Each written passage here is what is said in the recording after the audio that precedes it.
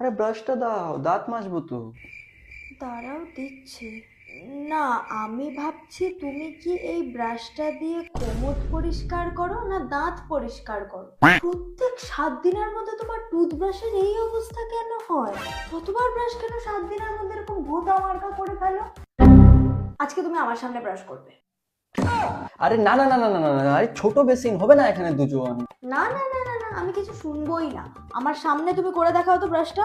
Brush তো একটা personal জিনিস হয়, ওটা তো একা একা করে মানুষ, তোমার সামনে কি করে করবো বলো তো। না, আমি কিছু শুনবো না, আমার সামনে ব্রাশ করো। একটা 50 টাকার ব্রাশের জন্য কেউ এরকম করে? বললাম তো। আরে প্রবলেমটা কি?